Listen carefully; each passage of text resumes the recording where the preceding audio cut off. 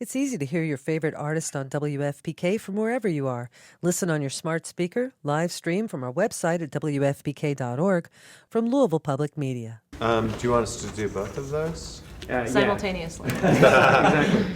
Hi, this is Imperial Teen. And you're listening to... But you're supposed to say Louisville. Oh, shoot.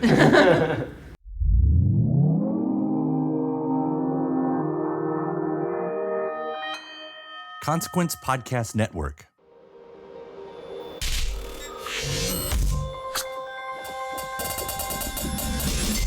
Hey, welcome to another edition of Kyle Meredith with. It's the interview series presented by WFPK at WFPK.org. Consequence, the Consequence Podcast Network as well. Hey, thanks as always for making your way here, checking out this series. You know what to do. You like what you see, what you hear. Hit the subscribe button. I put out 3 new interviews every single week. A great way to keep up with your favorite artists and discover some new ones as well. I'm Kyle Meredith. Today, it's actually a special bonus issue. I've been reaching into my vault, finding all these interviews, especially from the early 2010s, late 2000s sometimes, that just never made their way up into the web. Sort of lost interviews that I've had in the back of my head, like, no, right, that exists, right? That exists. Well, today we do exactly that, heading back to South by Southwest in 2012 to talk with Imperial Teen. Roddy Bottom, Will Schwartz, Joan Stebbins, Lynn Truell. This was behind their album that was called Feel the Sound that came out that year.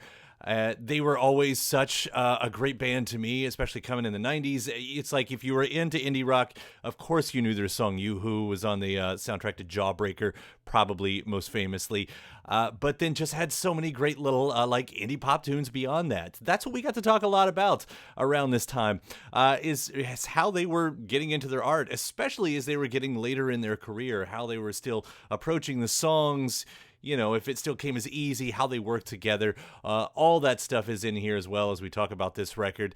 We also got to talk about being at South by Southwest. That seemed like when you were there doing interviews, you inevitably talk about the environment just because it's so kind of madhouse around you that it becomes a subject in itself. And I wanted to ask about being an influence on other artists. It's just something that is an inevitable. That's what I'm trying to say. When you're, got that much success as a group, it's going to rub off, and they are such a fantastic group. So I'll let you get into this one right here. From 2012, it's Kyle Meredith with Imperial Teen. Thank you, Kyle. Yeah, this is a nice comeback. You guys have done this for a while, but it seemed like in 2007 even was an important year because it was sort of the comeback that time. Now we've had a few years in between once again, and here you are again. Does this festival mean something to you guys? Well, we've played it several times, and I guess our comebacks weren't nice. We didn't really think about comebacks. We were that's just the best we could do is to get another record out, but it's fun to be here. South by Southwest is always a great place just to run into old friends and see a lot of people all at the same time. Everybody's here, has a real energy, lots of energy, so that's always fun. We love coming to South by Southwest. Yeah, it's a neat Always place have to good be. time. Just as a music fan, it's really fantastic to come here and to be able to see bands. Sure. You forget what we do is so work intensive. We're playing a lot of shows, doing a lot of interview stuff. But the bottom line is, we're around a lot of music people and we get to see a lot of music. It's really cool. How do you guys do it? 2 ways to see South by. So I've found you either look at the schedule and you're like, I'm got to be here during this time, here during this time, or are you on the other end where you just kind of fall in and out of places and discover the music? Well, we look at our schedule and then, and then see what we could fit in there. Yeah. There's a lot of traffic here, so it's kind of whatever's close by, wherever. Logistics. Right. We're There's a lot of logistics. We're It's a staying lot by of- we're staying by Waterloo Records, so it's that's what kind of came up. We're driving. It's let's just make check it their easy on schedule. ourselves and Right. look up what's Yeah. playing at Waterloo for the next couple of days. And that in itself, that'll be really great. They Yeah. have great lineups every time. Yeah, so we'll go and see shows across the street. that's handy. And Yeah. we're playing a couple places. There's bands after us, and we don't have anything to do, so let's hang around. Yeah. Yeah. I think it's a proximity factor Sure. for sure too. Sure. The Merge Showcase, they're all bands that we like, so we'll stick around the Merge Showcase tomorrow and watch all our label mate bands. Yeah. So this is great. You guys have been doing this for a while now, and one of the interesting things is seeing what you guys were doing, back in the '90s, and then to come back and for all the bands that have come after it, there's been lots of bands that seem like they have been influenced by you guys. That you guys are now, for lack of the better title, you are the indie godfathers and godmothers, Veterans. of the last decade, because that's when what we took as lo-fi and underground in the '90s became indie rock of the odds. Right. Have you guys been able to step back and see that and say, yeah, we kind of helped on that? Oh, I don't It's think never we ever occurred look to at me. it like that. Yeah, I don't know. It's kind of a mix of like, I mean, it's flattering to think that people would like kind of try and emulate what we do, but I kind of. Never thought of I that. really never thought of that. And then also, like the flip side of it, I think we're so unique. We just have our own thing that's Yeah. untouchable. Yeah. And yeah, it's more so when bands tell you that they listen to you and they were coming up, that Right. that you get a sense of that. But yeah, once in a while you see a band with like 2 guys and 2 women, and you're and a lot of harmonies and Sure. you Sure, know. that could have. I wonder if they Yeah. have ever listened to us or something. Well, you guys did come up in such a unique scene when you were coming out. Are you guys cool with the way like rock has happened? Where indie rock and all that went. I mean, was that something that was exciting to you guys, or on the flip side, where it's like this is all emulating the '80s and everything else? Oh, I mean, I I'm listen cool to with mostly that. like a lot of college radio or XM, like Mhm. satellite radio, so that's been great. I mean, I'm just always excited by new music. I don't really think of it, I don't analyze it so much, like where we were in the scene and what's happening. I mean, I know there's a lot of conversation about, there's no more big labels, and people are selling stuff out of the back of their bands now, and that's been going on for quite some time. Mhm. And I think it's a great opportunity for these bands to be able to get so much be seen, and Yeah, heard. right, It's right. really, it's great. Well. I mean, there are so many younger bands, not young people, but just bands that haven't been around as long as we have. They're really inspiring to me and to us. and you don't really Because of have that. control over the way things unfold. It's Mhm. more Mhm. so the culture and the economy that dictates, the way music is going to be made and presented. Right. And perceived. It surprises me like what actually flies out there. Like it's really exciting to me that like weird bands get applauded as much as they do. Mhm. Like just like White Stripes as an example. Like that's such a weird band, Right. And they're so great. There's someone that we really love. But the fact that they were like embraced by so many people, that says such a great thing. I think about like music music, what fans happened and in like indie the music music. scene. Yeah, it's really neat. That really great weird music will kind of rise to the top. It's It fantastic. did seem like there was a time where that seemed to be, would have been impossible.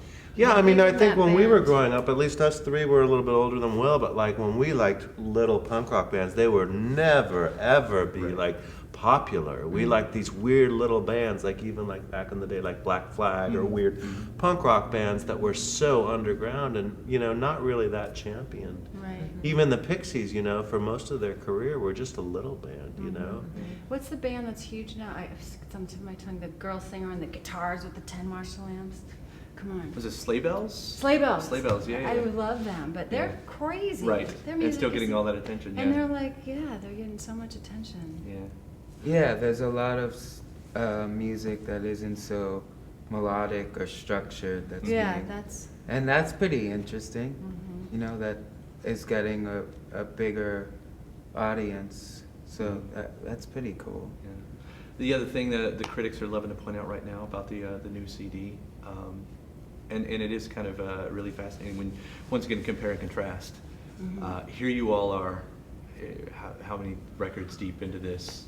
5. It's our Yeah, fifth. yeah, fifth record, and maybe this is the best one ever. I mean, once you Wow. and that's not saying anything about the other ones, but you find artists get complacent the further they get in their career. But it seems like you actually guys really did put a lot of work into this, crafting these meticulous pop songs, to make them everything they could be.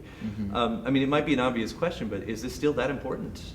When you're doing this, It every has single to be time? for us because it's so difficult for us to get together. We don't live in the same town. Yeah. We don't live in the same state. We all have really active, busy, full lives. We've got some kids involved here, and it's like there's lots of factors, and so just for us to get together takes a lot of work. So it has to become a priority for all of us. It's Yeah. really important to us. Yeah. And Yeah, it is and it- important to it- not, we never, I don't think we would allow ourselves to 2 steps forward, 1 step back. I mean, we always want to Yeah. stay Yeah. ahead of ourselves as far as songwriting and not settling for something that we don't think, that we don't want people to hear. Was it hard writing separately? No, we wrote together. Oh, you did write together. Most of we were, I mean, although this record, I mean, our last release was like about 4.5, 5 years ago. We started writing some of these songs like 3 years ago. And so just because, as Joan said, you know, just getting us in one town and one practice studio is difficult. So it was the slow writing process, but eventually. So with life and with you all spread out anything, is the band still like the main priority, or do you have to kind of prioritize at this point? Sophie is really. Sophie, my little 13-year-old poodle dog, is the priority right now. No, I mean it's all one of our, you know, for all of us, it's one of our priorities. One of the top of the list. Spend a lot of time on it, and you know. Recently, I feel like I have to compartmentalize a little bit because things are so busy. You know, I have my own business. I just bought a house. I have a band. I have a record. I'm South by Southwest. So I just think about whatever it is I'm doing. Like right now, Imperial Teen, South by Southwest. I'm not thinking about my business. I'm not thinking about anything else except for what I'm doing in the moment, which is kind of a different way of living for me because sometimes I'm planning all over the place, but it's good to live in the moment, you know? But yeah, I got a very compartmentalized life. Right now I'm in this compartment with you.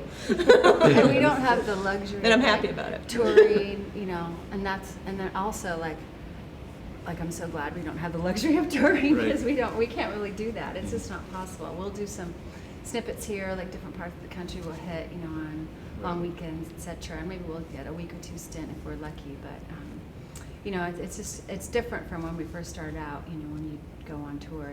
But as Joan said, when we're together, this is it. This is it. There's nobody that gets to come in. It's Well, just it's great to us. hear, though. Yeah. So many bands, some bands, find it so difficult to write one great hook, and it just seems like they fall out of you guys. I mean, hooks, you know, when you're writing these you know, style of pop songs, you know, to have a hook is probably one of the most important, but there are tons of them on the record. How hard is it to get to that point, or is this really just a natural train of thought?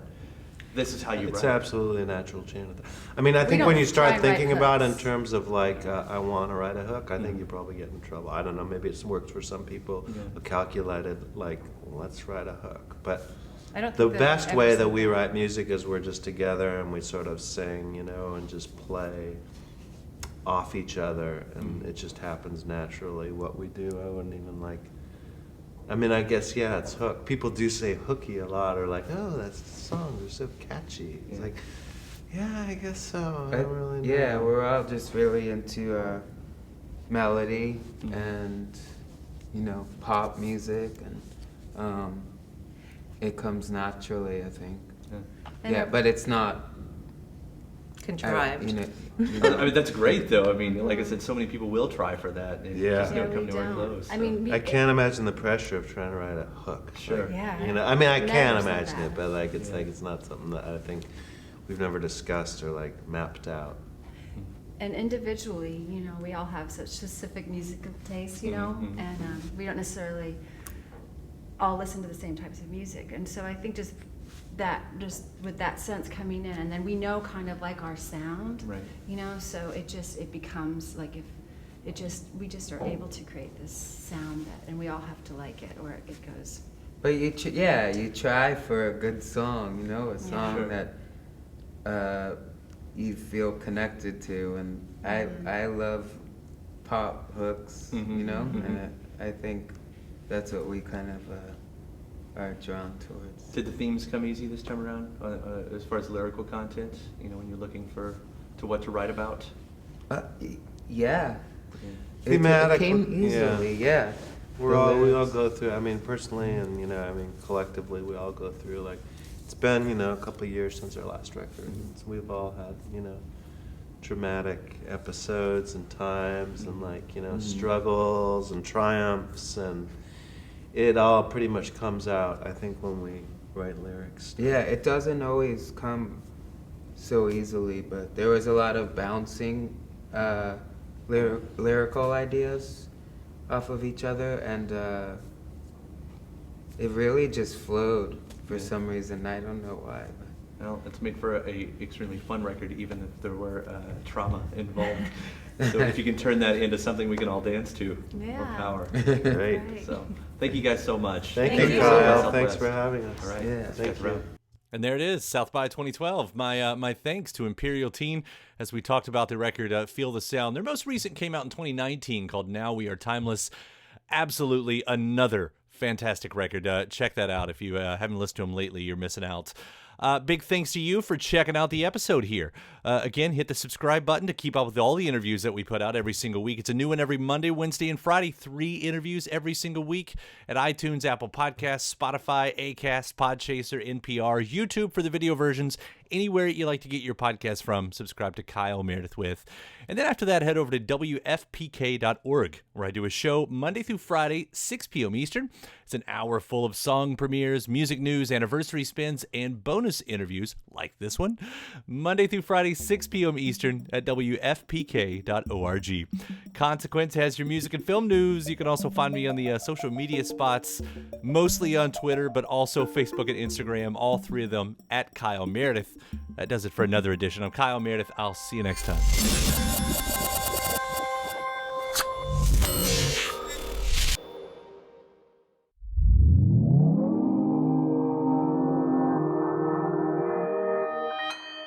Consequence Podcast Network. Hope Stephen Merritt, that little sad sack, shows up. It's easy to hear your favorite artist on WFPK from wherever you are. Listen on your smart speaker, live stream from our website at WFPK.org, from Louisville Public Media.